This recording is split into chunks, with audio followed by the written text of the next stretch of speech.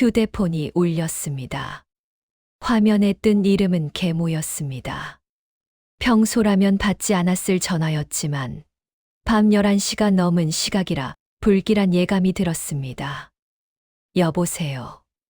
준호 씨, 아버님이 갑자기 쓰러지셨어요. 지금 중환자실에 계세요. 빨리 오세요. 계모의 목소리는 떨리고 있었습니다.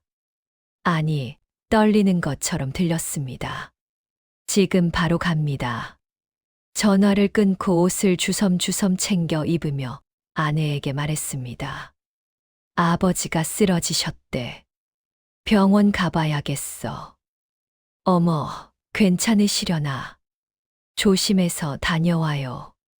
차를 몰고 병원으로 가는 내내 가슴이 두근거렸습니다. 아버지는 작년부터 건강이 안 좋으셨지만 이렇게 갑자기 쓰러지실 줄은 몰랐습니다. 병원 주차장에 차를 세우고 급히 엘리베이터를 탔습니다.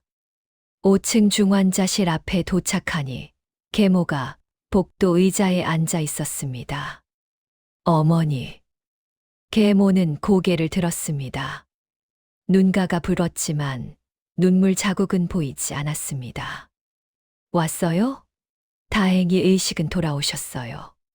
하지만 의사 선생님이 시간이 얼마 남지 않았다고 하시네요. 가슴이 철렁 내려앉았습니다. 들어가 봐도 되나요? 잠깐만요. 지금 의사 선생님이 검사 중이에요.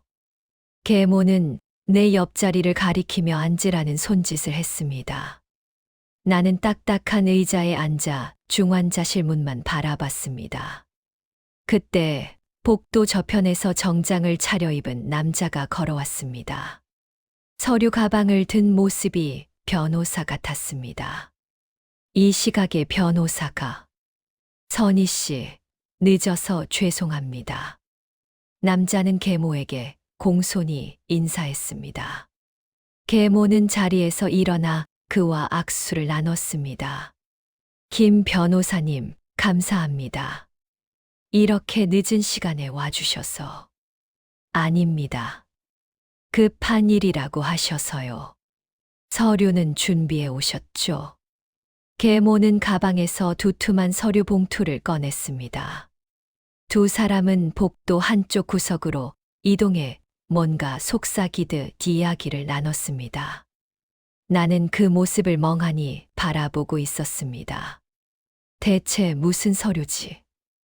아버지가 쓰러지신 이 시각에 변호사를 부른다는 게 이상했습니다. 계모는 서류를 펼쳐 변호사에게 보여주며 뭔가를 확인했습니다. 변호사는 고개를 끄덕이며 자신의 가방에서 직인과 서명 도구를 꺼냈습니다. 혹시 유 원장? 가슴이 다시 두근거렸습니다. 아버지는 평생 사업을 하시며 제법 재산을 모으셨습니다. 나는 장남으로서 아버지 사업을 20년 넘게 도왔습니다. 회사 실무는 거의 내가 도맡아 했지만 공식적으론 직원 신분이었습니다. 아버지는 항상 나중에 다 내 거다라고 말씀하셨지만 정작 공식적인 문서는 만들지 않으셨습니다. 그런데 지금 저 서류가 유 원장이라면? 계모와 변호사가 다시 내 쪽으로 걸어왔습니다. 계모는 여전히 온화한 미소를 띠고 있었습니다. 준호 씨, 잠깐 얘기 좀 할까요? 나는 자리에서 일어났습니다. 무슨 일이세요?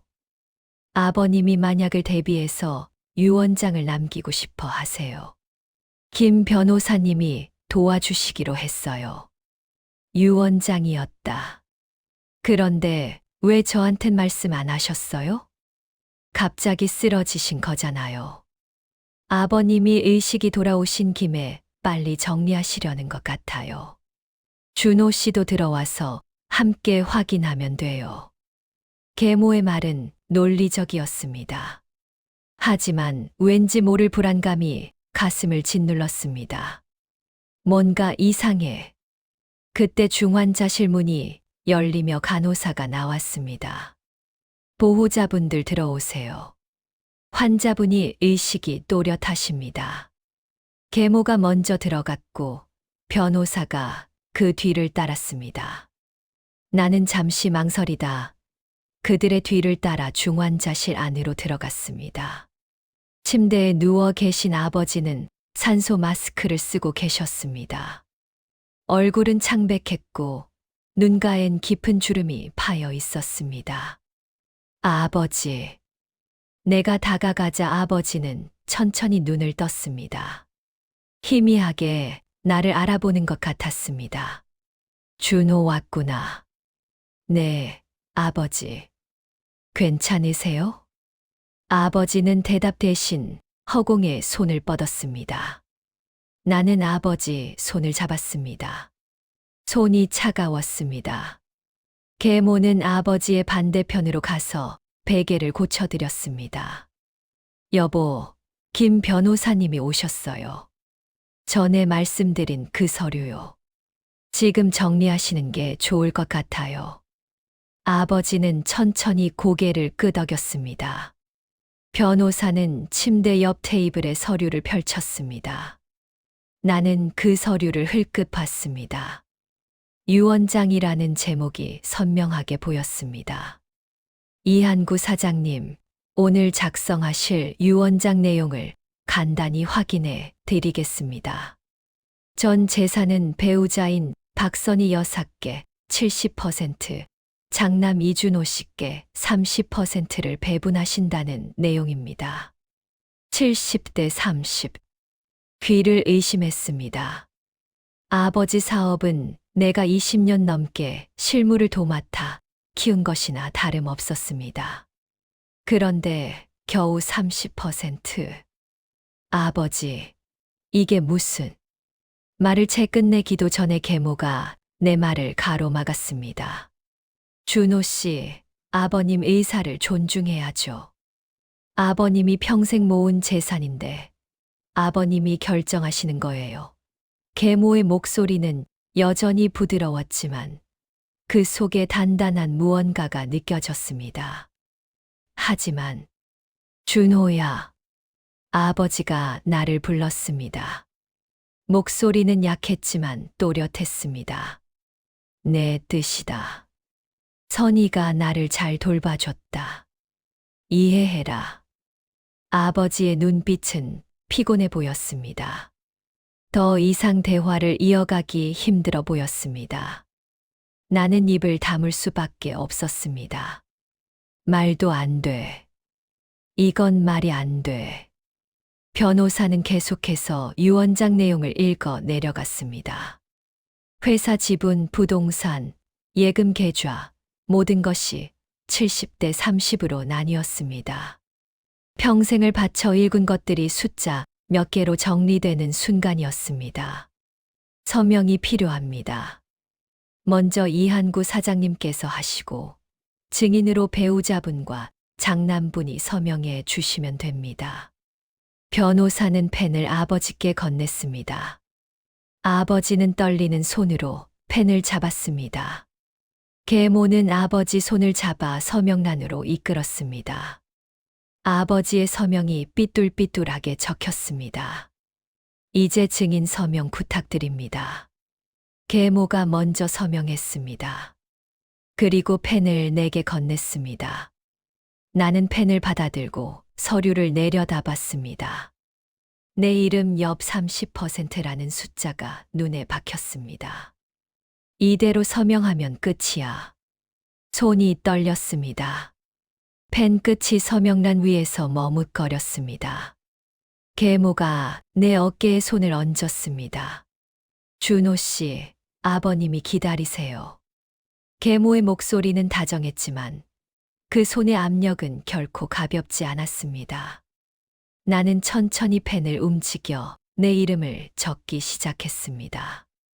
이준호라는 세 글자가 종이 위에 새겨지는 순간 가슴 한편이 무너지는 것 같았습니다. 이게 맞는 건가? 변호사는 서류를 거두며 말했습니다. 절차가 완료되었습니다. 법적으로 유효한 유언장입니다. 계모는 만족스러운 미소를 지었습니다. 아버지는 이미 눈을 감고 계셨습니다. 나는 그저 멍하니 서 있을 뿐이었습니다. 뭔가 잘못됐어. 분명히 뭔가 잘못됐어. 하지만 이미 늦었습니다. 서명은 끝났고 유언장은 완성되었습니다. 나는 중환자실을 나와 복도에 섰습니다. 차가운 형광등 불빛 아래서 내 손을 내려다봤습니다.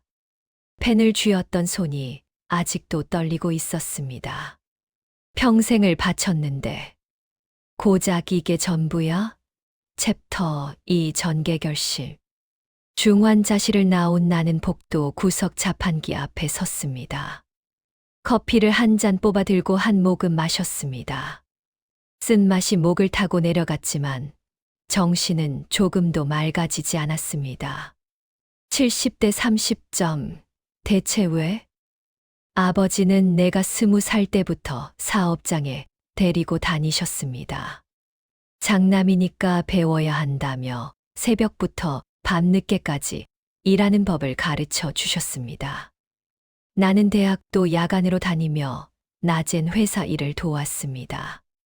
결혼 후에도 마찬가지였습니다. 아내가 당신 월급으로는 우리 살림이 빠듯하다고 불평할 때마다 나는 조금만 참아.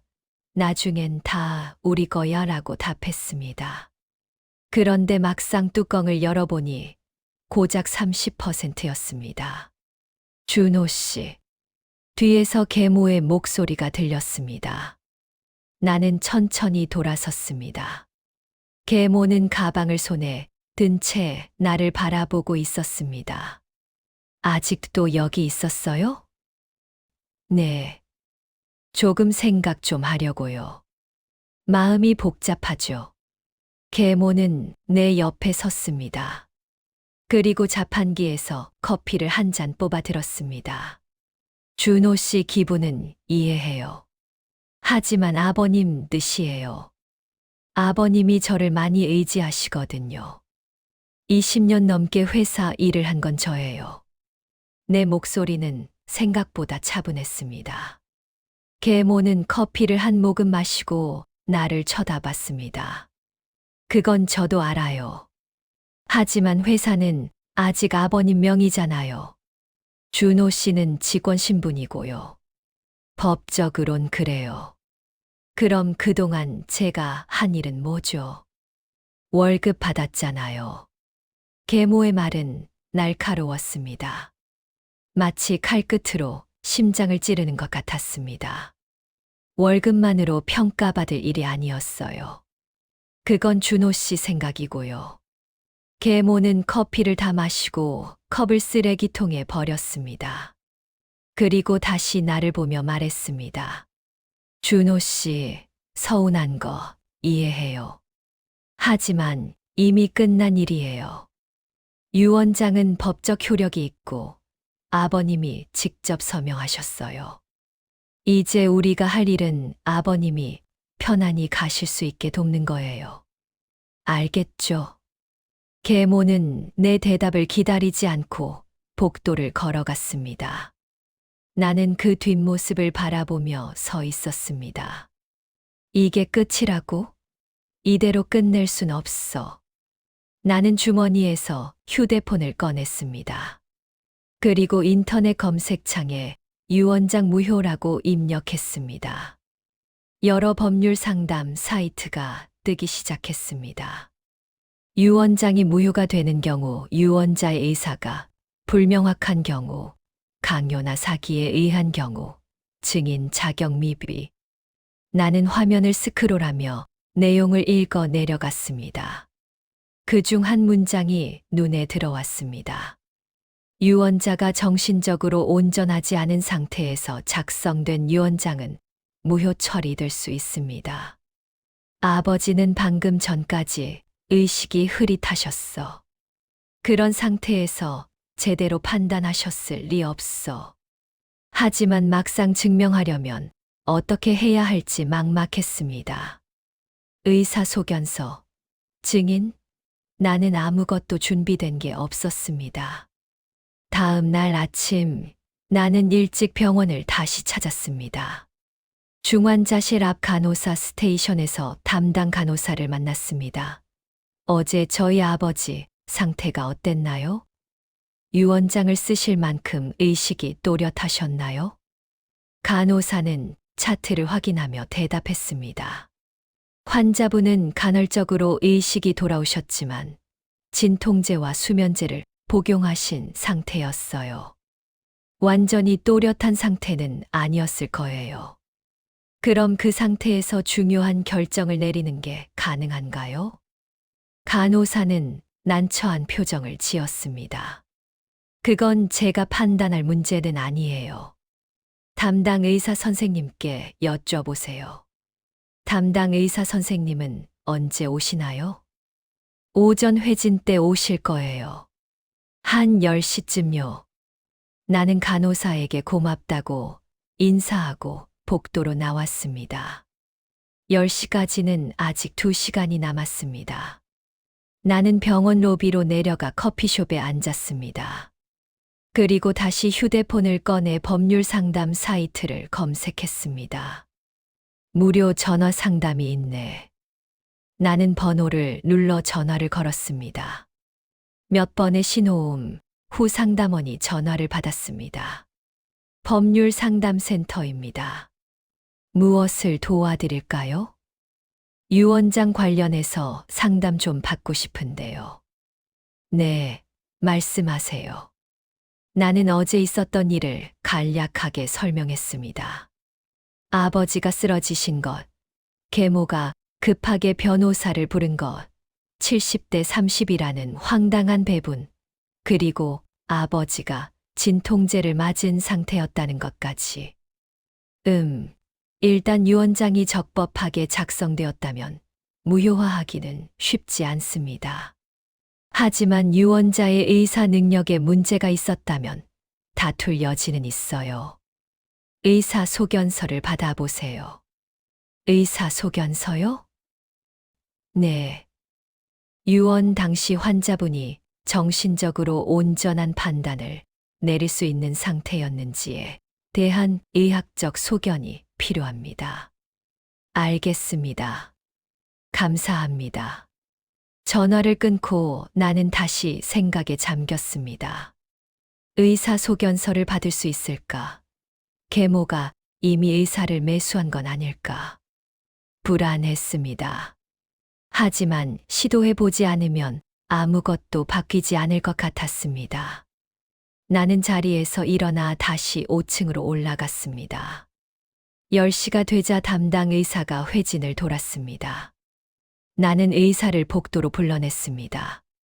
선생님, 어제 저희 아버지 상태에 대해 여쭤보고 싶은 게 있습니다. 네, 말씀하세요.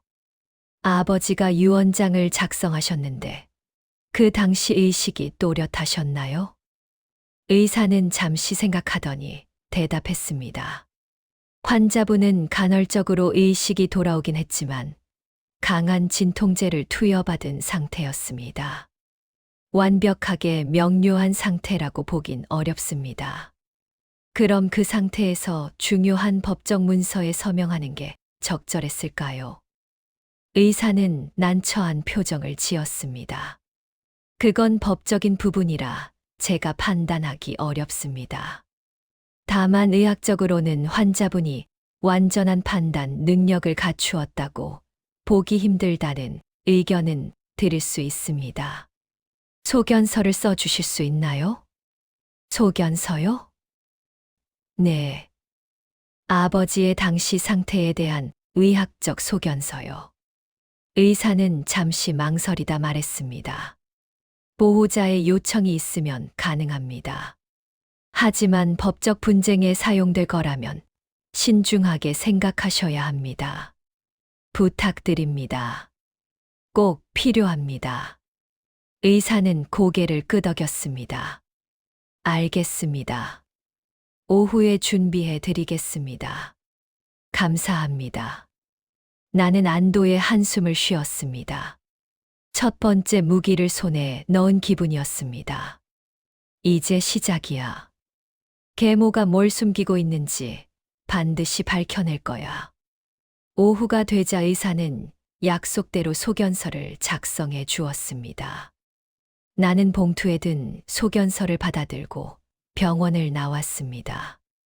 차에 앉아 봉투를 뜯어 내용을 확인했습니다. 환자 이한구 73세는 2024년 12월 29일 밤 11시경 의식 저하 상태로 응급실에 내원하였으며 강력한 진통제 및 수면 보조제를 투여받은 상태였음. 해당 시점에서 환자의 판단, 능력은 의학적으로 온전하지 않았을 가능성이 높음. 완벽해. 나는 소견서를 다시 봉투에 넣고 조수석에 두었습니다. 그리고 집으로 향했습니다. 집에 도착하니 아내가 거실에서 텔레비전을 보고 있었습니다. 어떻게 됐어요? 아버님은 괜찮으세요? 의식은 돌아오셨는데 시간이 얼마 안 남으셨대.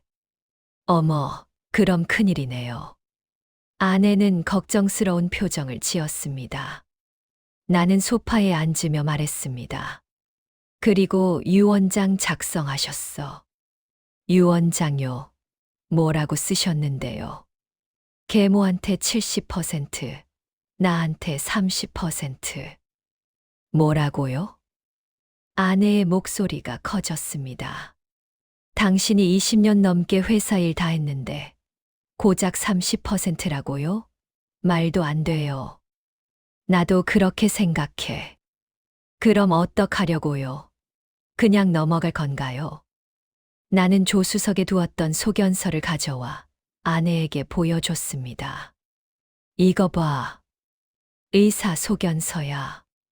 아버지가 유언장 쓸 당시 정신이 온전하지 않았다는 증거야.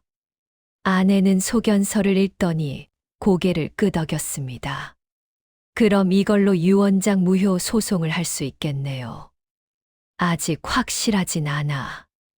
변호사 상담을 받아봐야 해. 그럼 빨리 알아보세요. 계모가 먼저 손쓰기 전에. 아내의 말이 맞았습니다. 계모는 분명 다음 수를 준비하고 있을 것입니다. 나는 인터넷으로 유언장 소송 전문 변호사를 검색하기 시작했습니다.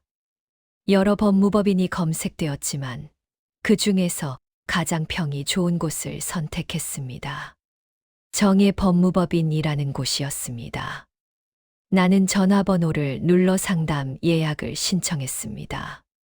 내일 오전 10시에 상담 가능하시겠습니까? 네, 괜찮습니다. 그럼 내일 뵙겠습니다. 전화를 끊고 나는 다시 생각에 잠겼습니다. 소견서만으론 부족할 수도 있어. 더 확실한 증거가 필요해. 나는 서재로 들어가 서랍을 뒤지기 시작했습니다. 아버지와 관련된 옛날 서류들이 가득했습니다. 회사 설립 서류, 계약서, 그리고 오래된 편지들. 그중 한 편지가 눈에 들어왔습니다. 아버지 필체로 쓴 편지였습니다. 준호에게. 너는 내 자랑스러운 아들이다. 회사는 언젠가 내가 물려받을 것이다. 그때까지 잘 배워라. 아버지가. 편지 날짜는 10년 전이었습니다. 나는 편지를 들고 한참을 서 있었습니다. 아버지는 분명 나한테 회사를 물려주고 싶어 하셨어. 그런데 왜 갑자기 마음이 바뀐 거지? 계모 때문이야. 분명 계모가 아버지를 설득한 거야. 나는 편지를 스캔해서 파일로 저장했습니다. 그리고 서랍을 더 뒤져 다른 증거를 찾기 시작했습니다. 그때 서랍 맨 밑에서 오래된 노트 한 권이 나왔습니다. 아버지가 직접 쓴 일기장 같았습니다. 나는 첫 페이지를 펼쳤습니다. 2010년 3월 15일. 오늘 준호가 첫 거래를 성사시켰다. 대견하다. 이 녀석이 언젠간 나보다 더 큰 사업가가 될 것 같다. 가슴이 뭉클했습니다. 나는 페이지를 넘기며 계속 읽어 내려갔습니다. 아버지는 내 성장을 꼼꼼하게 기록하고 계셨습니다.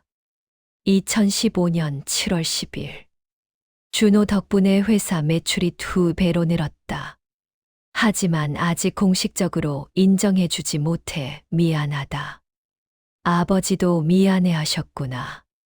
그런데 노트 후반부로 갈수록 내용이 달라졌습니다. 2020년 1월 3일. 선희와 재혼했다. 준호는 별로 좋아하지 않는 것 같다. 하지만 난 너무 외로웠다. 계모와 재혼한 시점이었습니다. 그 이후로 일기 내용이 점점 줄어들었습니다. 2023년 6월 12일. 선희가 유 원장 얘기를 꺼냈다. 아직 이른 것 같은데. 유 원장 얘기를 꺼낸 건 계모였어. 나는 노트를 덮고 책상에 앉았습니다. 퍼즐 조각들이 맞춰지기 시작했습니다. 계모는 재혼 초기부터 아버지 재산을 노리고 있었습니다.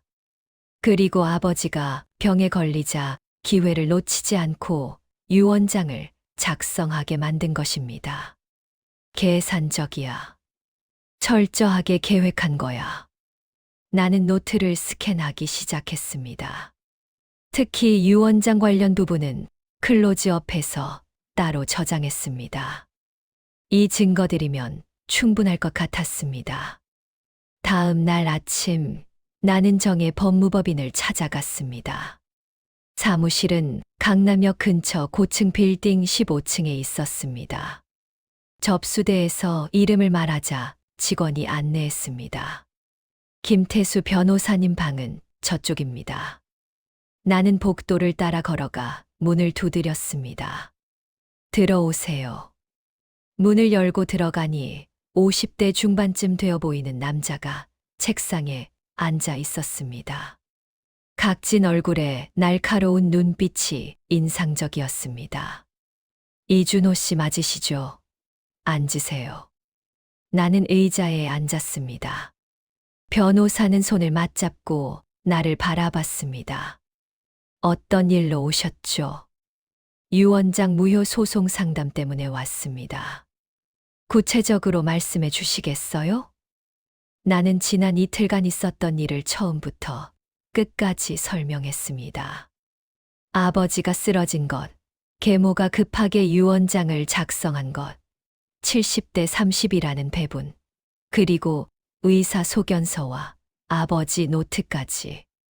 변호사는 내 말을 들으며 고개를 끄덕였습니다. 증거를 보여주시겠어요? 나는 가방에서 서류들을 꺼내 책상 위에 놓았습니다. 의사 소견서, 아버지 편지, 노트 스캔본. 변호사는 하나하나 꼼꼼히 살펴봤습니다. 이 정도면 싸워볼 만합니다.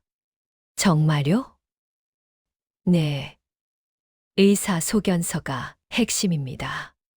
유언자가 온전한 정신 상태가 아니었다는 의학적 증거가 있으니까요. 게다가 아버님 노트까지 있으면 원래 의사와 다르게 유 원장이 작성되었다는 정황 증거로 활용할 수 있습니다. 가슴이 두근거렸습니다. 그럼 유 원장을 무효화할 수 있나요? 100% 장담할 순 없지만 가능성은 충분합니다. 다만 상대 측도 가만히 있진 않을 겁니다. 계모 측에서 반박 증거를 준비할 테니까요. 어떤 증거요? 예를 들어 유언 당시 아버님이 또렷했다는 증인을 내세울 수 있죠. 함께 있었던 변호사나 간호사 같은. 그럼 어떻게 해야 하죠? 일단 소송을 제기하고 법정에서 우리 증거를 제시하면 됩니다. 그리고 상대 증인의 신빙성을 흔드는 거죠. 변호사의 말은 논리적이었습니다.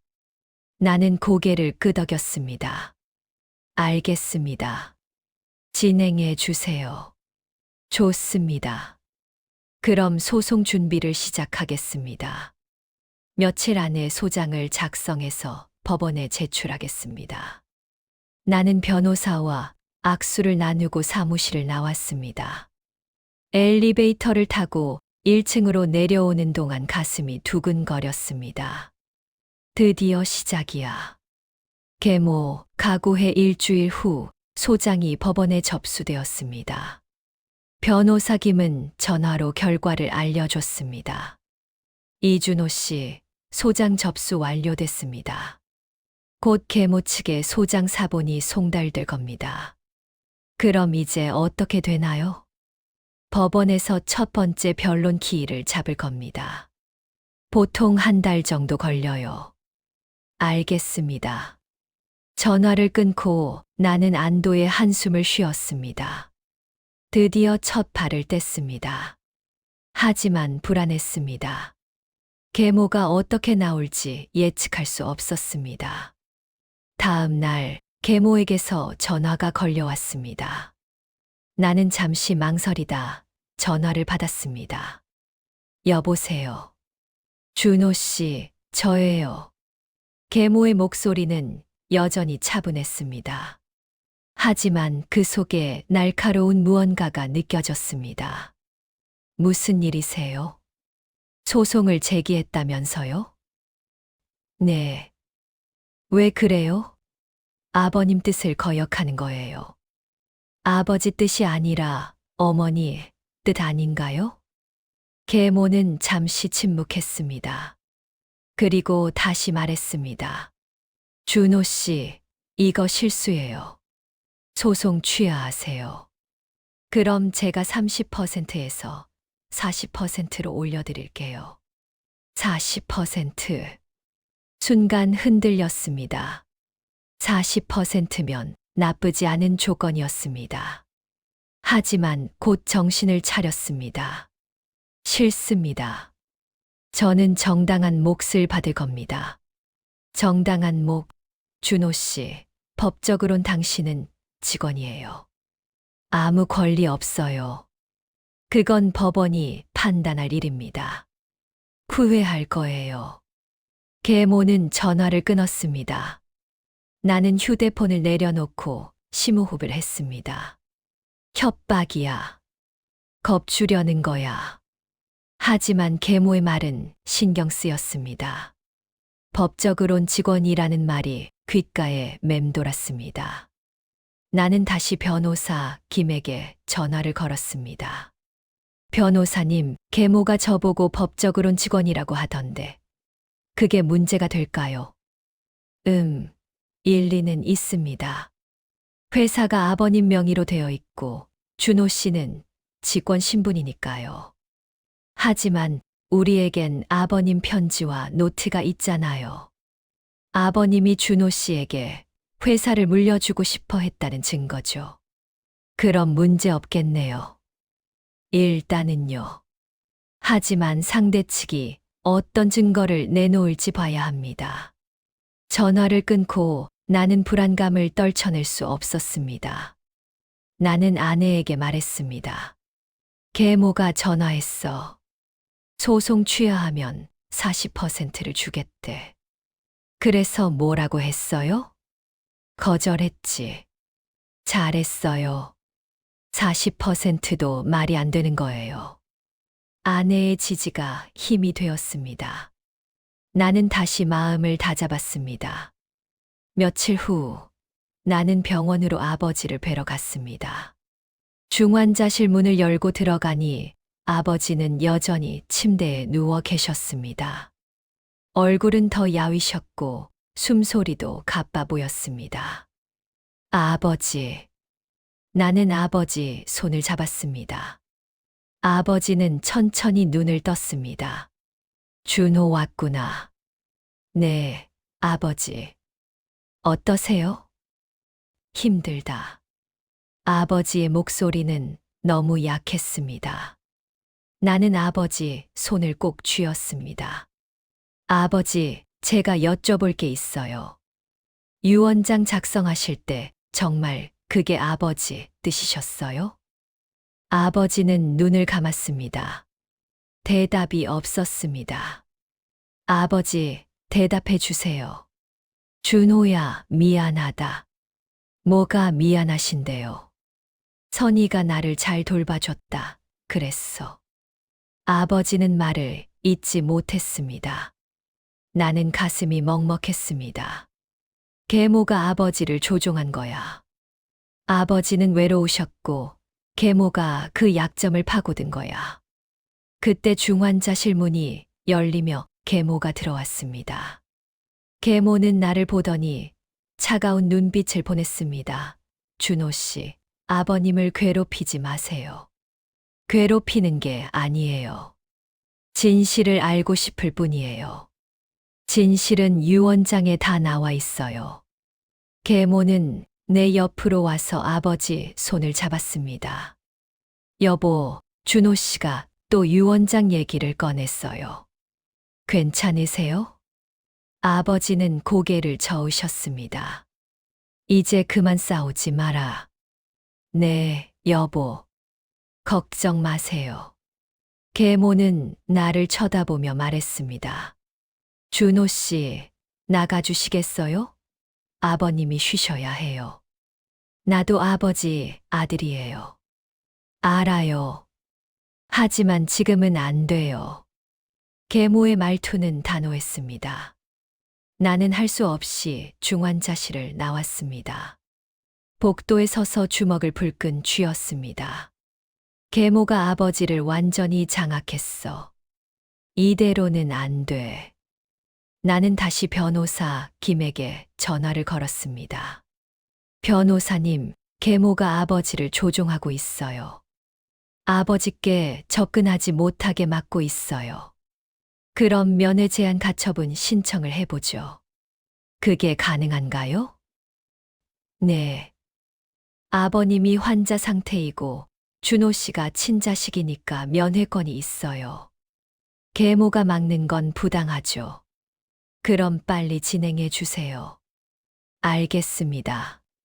며칠 후 법원에서 면회 제한 가처분 결정이 내려졌습니다. 계모는 더 이상 내 면회를 막을 수 없게 되었습니다. 나는 다시 병원으로 갔습니다.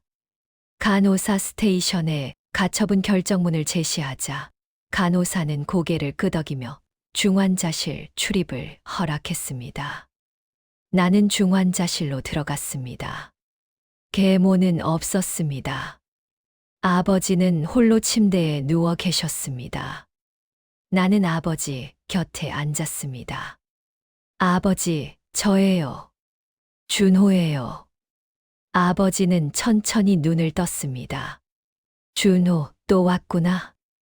네, 아버지. 제가 여쭤볼 게 있어요. 아버지, 정말 회사를 계모한테 주고 싶으세요? 아버지는 고개를 저으셨습니다. 아니다, 준호 너한테. 그럼 왜 유언장을 그렇게 쓰신 거예요? 선의가 졸랐다. 나는 거절 못했다. 아버지의 고백이었습니다. 나는 눈물이 핑 돌았습니다. 아버지, 그럼 유언장을 다시 쓰셔야 해요. 준호야, 이제 힘들다. 아버지, 제발요. 이대로는 안 돼요. 아버지는 눈을 감았습니다. 더 이상 대답이 없었습니다.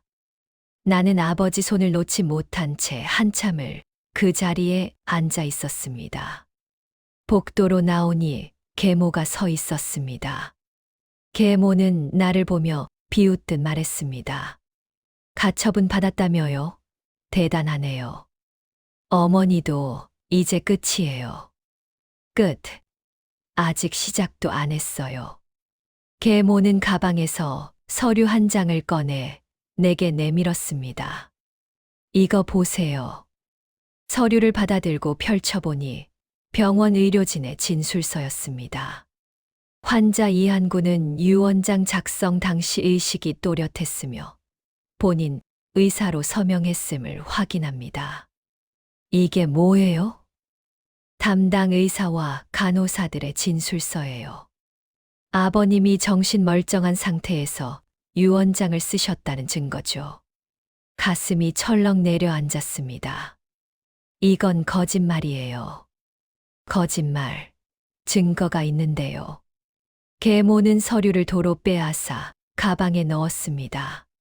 준호 씨, 소송에서 이길 수 없어요. 포기하세요. 계모는 그 말을 남기고 복도를 걸어갔습니다. 나는 그 자리에 멍하니 서 있었습니다. 의료진까지 매수했어. 이제 어떻게 하지? 집으로 돌아온 나는 아내에게 오늘 있었던 일을 털어놨습니다. 계모가 의료진까지 매수했대요.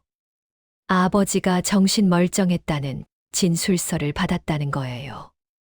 그럼 우리 쪽 의사소견서는 소용없는 거 아니에요? 그러게요. 이제 어떻게 해야 할지 모르겠어요. 아내는 잠시 생각하더니 말했습니다. 변호사님한테 상의해봐요. 분명 방법이 있을 거예요. 나는 다시 변호사 김에게 전화를 걸었습니다. 변호사님, 큰일 났어요. 계모가 의료진 진술서를 받았대요. 진술서요? 어떤 내용인데요? 아버지가 유언장 작성 당시 의식이 또렷했다는 내용이에요. 변호사는 잠시 침묵했습니다. 그거 문제가 되긴 하네요. 하지만 우리도 의사소견서가 있잖아요. 둘 다 의료진 증언인데 뭐가 더 유리한 건가요? 법정에서 판단하겠죠. 하지만 걱정 마세요. 우린 아버님 노트와 편지까지 있으니까요. 그게 충분할까요? 최선을 다해 봅시다. 전화를 끊고 나는 불안했습니다. 계모는 철저하게 준비하고 있었습니다. 반면 나는 증거가 부족했습니다. 며칠 후 법원에서 첫 번째 변론 기일이 잡혔습니다. 나는 변호사 김과 함께 법원에 출석했습니다. 법정에 들어서니 계모와 그녀의 변호사가 이미 앉아 있었습니다. 계모는 나를 보더니 차갑게 미소 지었습니다. 모두 일어서 주십시오. 판사가 입장했습니다. 우리는 모두 일어섰다가 판사가 자리에 앉아 다시 앉았습니다. 유언장 무효 소송 건입니다.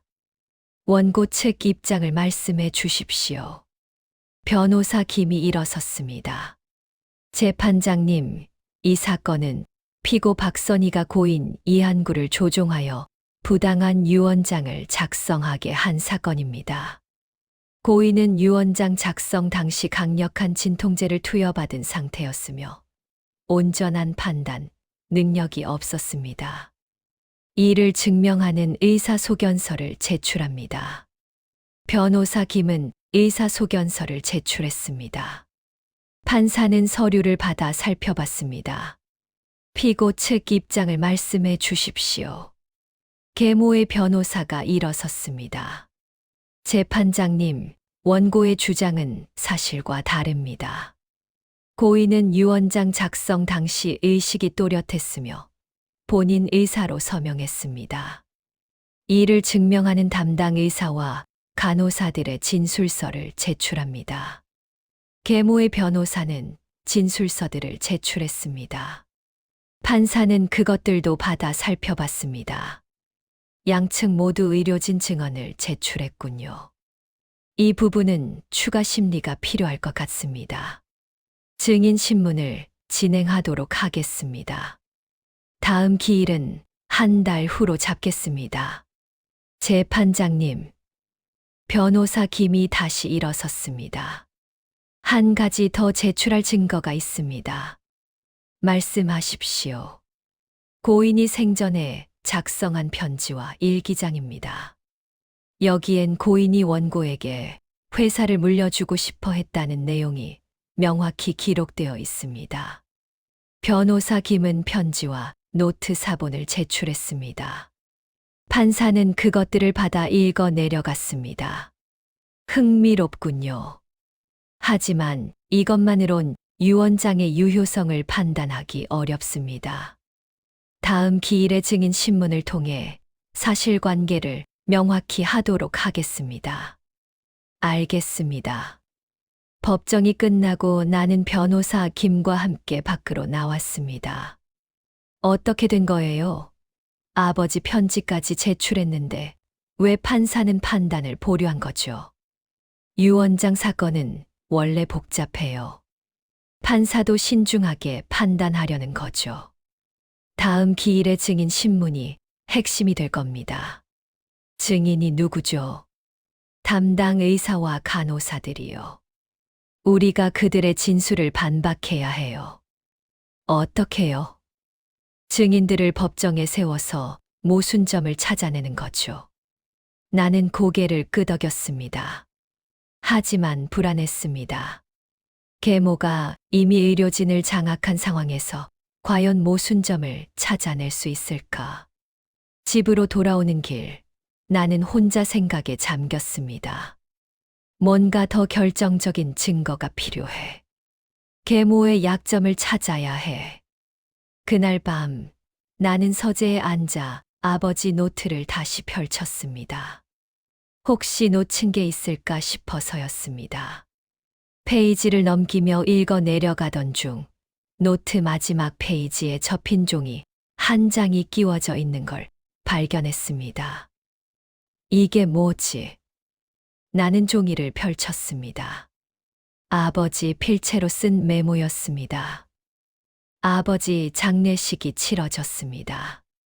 3일장으로 치렀고 많은 사람들이 조문을 왔습니다. 회사 직원들, 거래처 사람들, 친척들, 모두들 아버지를 추모했습니다. 하지만 나는 제대로 인사도 받지 못했습니다. 머릿속이 하얘져 있었습니다. 장례식장 한쪽에서 계모는 조문객들을 맞이하며 상주 역할을 했습니다. 마치 자신이 이 집안의 주인인 것처럼 행동했습니다. 나는 그 모습을 보며 주먹을 불끈 쥐었습니다. 장례식이 끝나고 화장을 마친 후 우리는 아버지 유골을 봉안당에 모셨습니다. 계모는 눈물을 흘리며 아버지 사진 앞에 저를 올렸습니다. 여보, 편히 쉬세요. 제가 당신 뜻대로 잘 살게요. 당신 뜻, 어머니 뜻 아니고? 나는 속으로 비웃었습니다. 봉안당을 나오는 길, 계모가 나를 불렀습니다. 준호 씨, 잠깐 얘기 좀 해요. 무슨 얘기요? 소송 얘기요. 이제 아버님도 돌아가셨으니 그만 소송 취하하세요. 우리끼리 싸워봤자 좋을 게 없어요. 어머니가 정당한 유언장을 만드셨다면 소송 걱정할 필요 없잖아요. 준호 씨, 고집 부리지 마세요. 제가 마지막으로 제안할게요. 50대 50점 어때요? 50대 50. 순간 귀가 솔깃했습니다. 절반이면 나쁘지 않았습니다. 하지만 곧 정신을 차렸습니다. 싫어요. 저는 정당한 몫을 받을 겁니다. 정당한 몫이 뭔데요? 100% 말도 안 돼요. 법정에서 결정될 일입니다. 나는 계모를 뒤로 하고 걸어갔습니다. 계모의 목소리가 뒤에서 들렸습니다. 후회할 거예요, 준호 씨. 나는 돌아보지 않았습니다. 며칠 후 두 번째 변론 기일이 다가왔습니다. 나는 변호사 김과 함께 법원에 출석했습니다. 오늘은 증인 신문이 예정되어 있었습니다. 증인 입장하십시오. 법정 문이 열리며 담당 의사가 들어왔습니다. 의사는 증인석에 앉았습니다. 계모의 변호사가 먼저 질문을 시작했습니다. 증인은 환자 이한구의 담당 의사였습니까? 네, 맞습니다. 유언장 작성 당시 환자의 상태는 어땠습니까? 환자는 의식이 또렷했으며 자신의 의사를 명확히 표현할 수 있는 상태였습니다. 진통제를 투여받은 상태였다는 주장이 있는데 사실입니까? 진통제는 투여했지만 의식에 영향을 줄 정도는 아니었습니다. 알겠습니다. 이상입니다. 이제 우리 차례였습니다. 변호사 김이 일어섰습니다. 증인 환자에게 투여한 진통제의 종류와 용량을 말씀해 주시겠습니까? 의사는 잠시 망설였습니다. 모르핀 계열 진통제였으며 용량은 기억이 정확하지 않습니다. 기억이 정확하지 않다고요? 증인은 담당 의사인데 환자에게 투여한 약물을 기억 못한다는 게 말이 됩니까? 차트를 확인하면 알 수 있습니다. 그럼 차트를 제출해 주시겠습니까? 그건 의사는 말을 흐렸습니다. 변호사 김은 계속 압박했습니다. 증인 혹시 피고로부터 금전적 대가를 받은 사실이 있습니까? 이에 있습니다. 계모의 변호사가 벌떡 일어났습니다. 증인을 모욕하는 질문입니다. 판사가 말했습니다. 원고 측 변호사, 질문을 바꾸십시오. 알겠습니다. 증인 유언장 작성 전후로 피고와 사적으로 만난 사실이 있습니까? 의사는 다시 망설였습니다. 만난 적은 있지만 그건 환자 치료 논의였습니다. 어디서 만났습니까? 병원 밖 커피숍에서였습니다. 병원 밖에서 환자 치료를 논의했다는 게 이상하지 않습니까? 그건 의사는 대답을 못했습니다. 변호사 김은 만족스러운 표정을 지었습니다. 더 이상 질문 없습니다. 증인 신문이 끝났습니다. 판사는 양측 변호사를 보며 말했습니다. 증인의 진술에 신빙성 문제가 있어 보입니다. 추가 증거 제출이 필요할 것 같습니다. 다음 기일까지 양측 모두 추가 증거를 준비해 오십시오. 법정이 끝나고 나는 변호사 김에게 물었습니다. 어땠어요? 잘 된 것 같아요? 글쎄요. 의사의 진술에 구멍을 냈지만 결정적인 건 아니에요. 더 확실한 증거가 필요해요. 어떤 증거요? 계모가 의사를 매수했다는 직접적인 증거요. 녹취록이나 금전거래, 내역 같은 거요. 그런 걸 어떻게 구해요? 그게 문제죠. 나는 한숨을 쉬었습니다. 증거를 구하는 게 이렇게 어려울 줄 몰랐습니다. 집으로 돌아오는 길, 나는 무력감에 빠졌습니다. 계모는 모든 걸 치밀하게 준비했습니다. 반면 나는 허점투성이었습니다. 집에 도착하니 아내가 걱정스러운 얼굴로 나를 맞이했습니다. 어떻게 됐어요? 잘 모르겠어요. 변호사님도 확실한 증거가 더 필요하대요. 그럼 어떡해요? 모르겠어요. 나는 소파에 털썩 앉았습니다. 모든 게 무너지는 것 같았습니다. 그날 밤 나는 잠을 이루지 못했습니다. 아버지 얼굴이 자꾸 떠올랐습니다. 아버지의 마지막 말. 유언장 다시 쓰고 싶다. 아버지도 후회하셨어. 계모한테 속았다는 걸 아셨어. 다음 날 아침 나는 결심했습니다.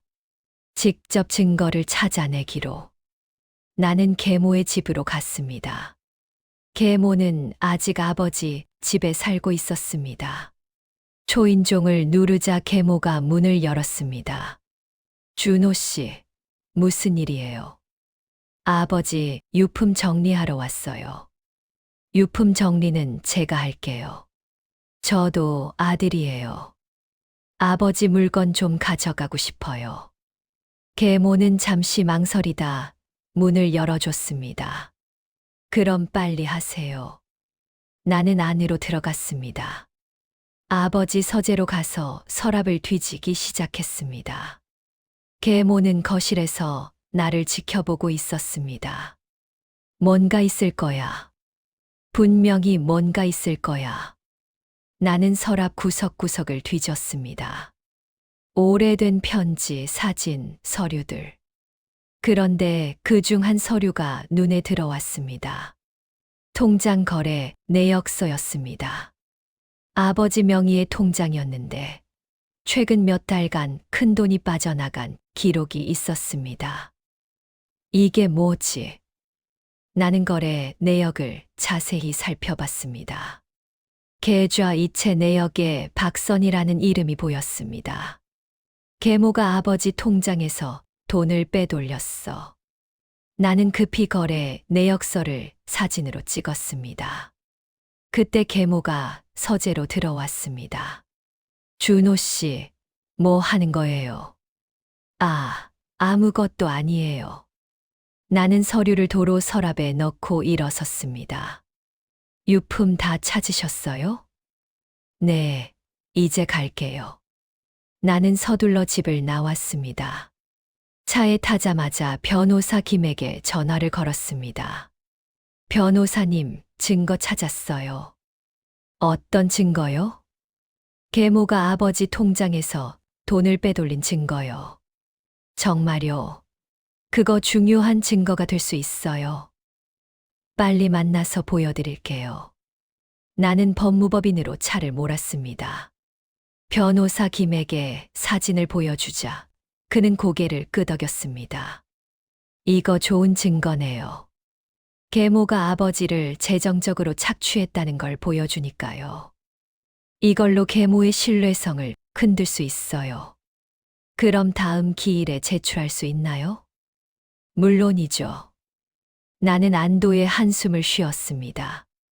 이제 조금 희망이 보여.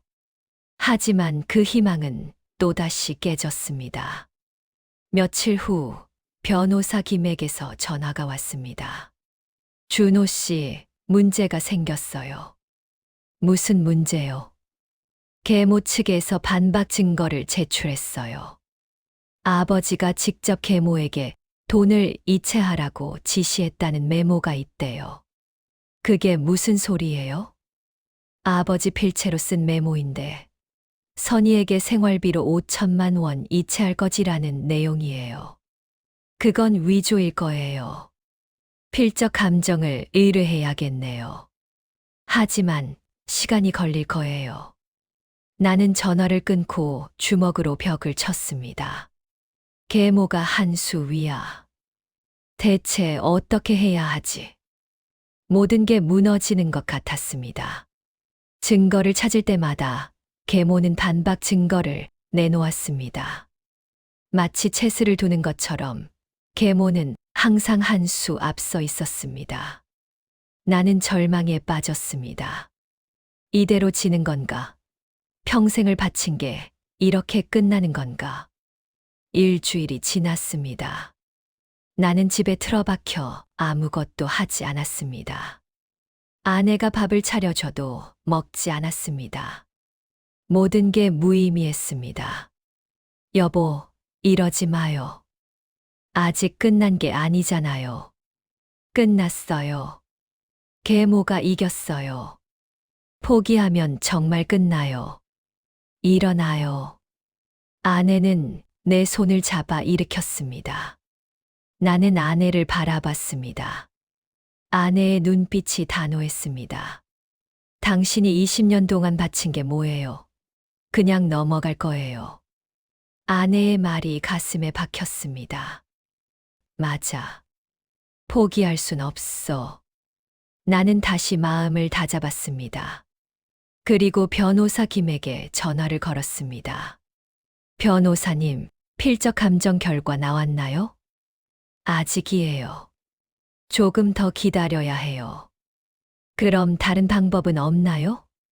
변호사 김은 잠시 침묵했습니다. 한 가지 방법이 있긴 해요. 뭔데요? 계모를 계속 오전 318 직접 증인으로 세우는 거예요. 법정에서 신문하면서 모순점을 찾아내는 거죠. 그게 가능한가요? 가능해요. 우리가 신청하면 법원에서 계모를 증인으로 소환할 수 있어요. 그럼 빨리 신청해 주세요. 알겠습니다. 며칠 후 법원에서 계모에게 증인 소환장이 발송되었습니다. 세 번째 변론 기일이 잡혔고 계모는 증인석에 서야 했습니다. 변론 기일 당일 나는 변호사 김과 함께 법정에 출석했습니다. 계모도 자신의 변호사와 함께 왔습니다. 계모는 여전히 침착한 표정이었습니다. 증인 박선희, 증인석에 앉으십시오. 계모는 증인석에 앉았습니다. 판사가 말했습니다. 증인은 진실만을 말할 것을 선서하십시오. 선서합니다. 계모의 변호사가 먼저 질문을 시작했습니다. 증인 고인과는 언제 결혼했습니까? 2020년 1월입니다. 결혼 생활은 어땠습니까? 행복했습니다. 남편을 정성껏 돌봤습니다. 유언장 작성은 누가 먼저 제안했습니까? 남편입니다. 남편이 만약을 대비해서 유언장을 남기고 싶다고 하셨어요. 알겠습니다. 이상입니다. 이제 우리 차례였습니다. 변호사 김이 일어섰습니다. 증인 고인의 통장에서 여러 차례 큰돈을 인출한 사실이 있습니까? 계모는 잠시 망설였습니다. 네, 있습니다. 왜 인출했습니까? 남편이 생활비로 쓰라고 주신 거예요. 증거가 있습니까?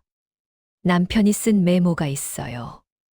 그 메모의 필적 감정 결과가 아직 나오지 않았는데 어떻게 진짜라고 확신합니까? 남편 필체를 제가 알아요. 증인 고인이 돌아가시기 며칠 전 의사와 사적으로 만난 사실이 있습니까? 계모는 표정이 굳어졌습니다. 만난 적 있습니다. 왜 만났습니까?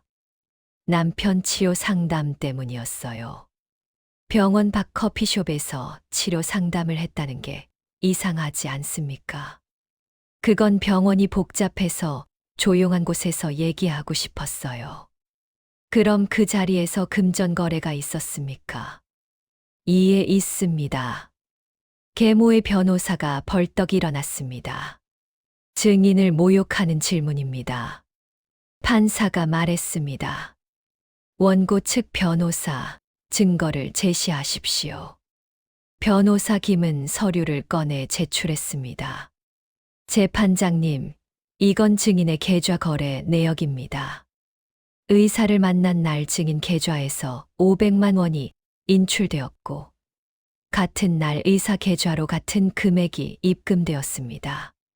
법정이 술렁거렸습니다. 계모의 얼굴이 창백해졌습니다. 증인, 이 거래를 설명해 주시겠습니까? 계모는 입을 열지 못했습니다. 증인. 판사가 다그쳤습니다.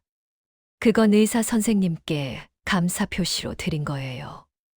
감사 표시로 500만 원을 드렸다고요. 그것도 남편이 위독한 상황에서. 계모는 대답하지 못했습니다. 변호사 김은 계속 압박했습니다. 증인 사실은 의사에게 유언장 관련해서 유리한 진술을 해달라고 금전을 준 게 아닙니까? 아닙니다. 계모가 소리쳤습니다. 그럼 왜 같은 날 같은 금액이 거래되었습니까? 우연이라고 생각하십니까?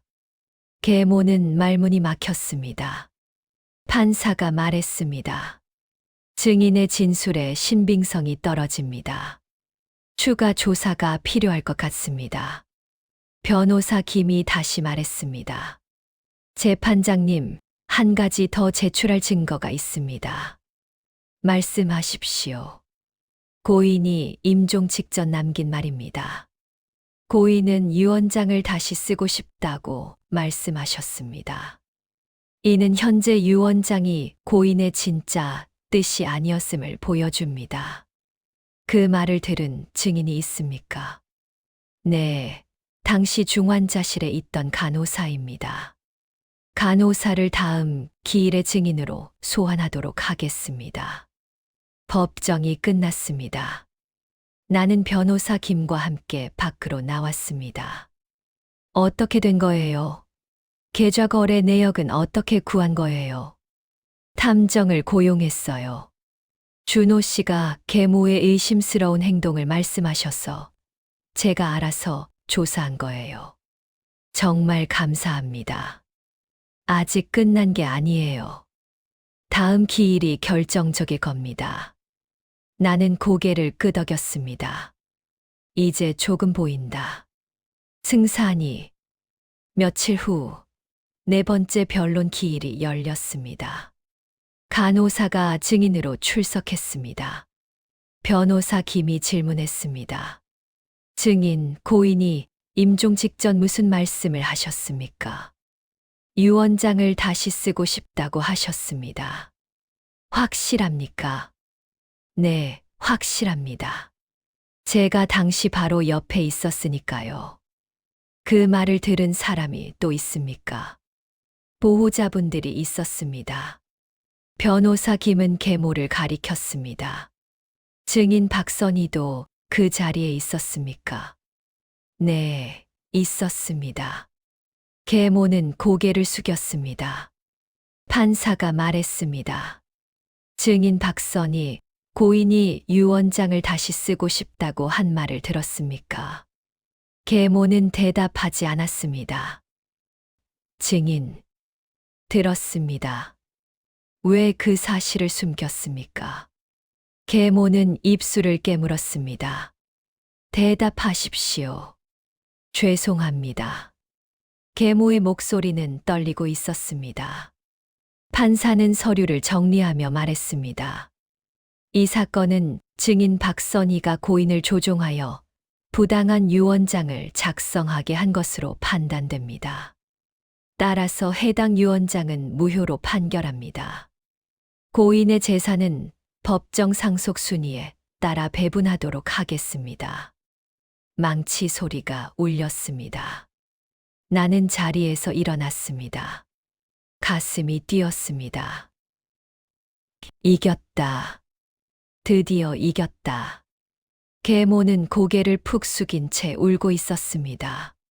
하지만 그 눈물이 진짜인지 가짜인지 더 이상 알고 싶지 않았습니다. 법정을 나오는 길, 하늘이 유난히 맑았습니다. 겨울 햇살이 따스하게 내리쬐었습니다. 나는 변호사 김과 악수를 나눴습니다. 정말 감사합니다. 천만에요. 정의가 승리한 거예요. 덕분에 아버지 뜻을 지킬 수 있었습니다.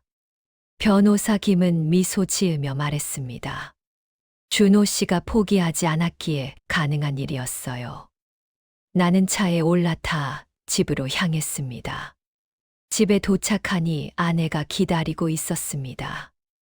어떻게 됐어요? 이겼어요. 정말요? 아내는 나를 껴안았습니다. 나는 아내의 어깨에 얼굴을 묻고 눈물을 흘렸습니다. 기쁨의 눈물인지 슬픔의 눈물인지 알 수 없었습니다. 다만 긴 싸움이 끝났다는 안도감이 밀려왔습니다. 며칠 후 법원에서 정식 판결문이 나왔습니다. 아버지의 재산은 법정 상속 순위에 따라 나에게 23 계모에게 13이 배분되었습니다. 공정한 결과였습니다. 나는 아버지 회사를 정리하기 시작했습니다. 회사 명의를 내 이름으로 변경하고 직원들에게 앞으로의 계획을 설명했습니다. 직원들은 모두 환영했습니다. 사장님, 축하드립니다. 이제 진짜 사장님이시네요. 직원들의 축하를 받으며 나는 아버지가 생각났습니다. 아버지도 이 모습을 보고 싶어 하셨을 것 같았습니다. 어느 주말 나는 봉안당으로 아버지를 찾아뵈러 갔습니다. 아버지 사진 앞에 무릎을 꿇고 절을 올렸습니다. 아버지, 저예요. 준호예요. 사진 속 아버지는 온화하게 웃고 계셨습니다. 아버지, 이겼어요. 유언장 무효 판결 받았어요. 이제 회사는 제 거예요. 가슴이 벅차올랐습니다. 평생 아버지가 원하신 대로 회사를 잘 키울게요. 아버지 명예도 지킬게요. 나는 한참을 그 자리에 앉아 있었습니다. 그리고 문득 계모가 생각났습니다. 계모는 판결 후 아무 연락도 없었습니다. 어디 있는지도 몰랐습니다. 복잡했습니다. 계모를 미워해야 하는지, 불쌍히 여겨야 하는지 알 수 없었습니다. 계모도 어쩌면 외로웠을지 모릅니다. 아버지를 진심으로 사랑했을 수도 있습니다. 다만 욕심이 과했을 뿐. 그날 저녁, 나는 아내와 함께 저녁을 먹으며 말했습니다. 이제 다 끝났네요. 그러게요. 길고 힘든 싸움이었어요. 아버지가 보고 싶어요. 저도요. 우리는 잠시 침묵했습니다. 그리고 아내가 말했습니다. 그래도 당신이 아버지 뜻을 지켜낸 게 자랑스러워요. 고마워요. 나는 아내의 손을 잡았습니다. 따뜻했습니다. 며칠 후, 나는 회사에서 새로운 사업 계획을 세우고 있었습니다. 아버지가 못다 이룬 꿈들을 하나씩 실현하고 싶었습니다. 그때 비서가 들어와 말했습니다. 사장님, 손님이 오셨습니다. 누군데요? 박선희 여사라고 합니다. 계모였습니다. 나는 잠시 망설이다 말했습니다. 들어오시라고 하세요. 문이 열리며 계모가 들어왔습니다. 계모는 많이 야윈 모습이었습니다. 얼굴에 화장기도 없었습니다. 앉으세요. 계모는 의자에 앉았습니다. 우리는 잠시 서로를 바라봤습니다. 무슨 일로 오셨어요? 계모는 가방에서 서류 봉투를 꺼내 책상 위에 놓았습니다. 제 몫으로 받은 재산이에요. 다 돌려드릴게요. 왜요? 제가 잘못했어요. 욕심이 과했어요. 계모의 목소리는 떨리고 있었습니다. 준호 씨 아버님이 평생 모은 재산이에요. 제가 가질 자격이 없어요. 나는 서류를 보지 않고 계모를 바라봤습니다. 그건 법원이 결정한 거예요. 어머니 몫이에요. 하지만 가지세요. 그게 공정한 거예요. 계모는 눈물을 흘렸습니다. 미안해요. 정말 미안해요. 나는 대답하지 않았습니다. 다만 가슴 한편이 무거웠습니다. 이제 가보세요. 계모는 자리에서 일어났습니다. 그리고 문을 열고 나가려다 멈춰 섰습니다. 준호 씨. 네.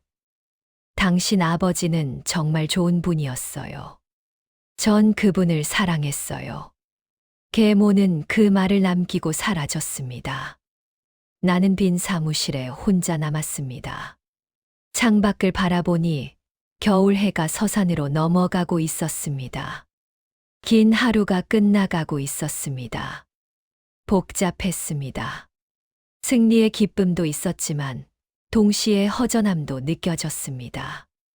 계모와의 싸움에서 이기긴 했지만 무언가를 잃은 것 같은 기분이었습니다.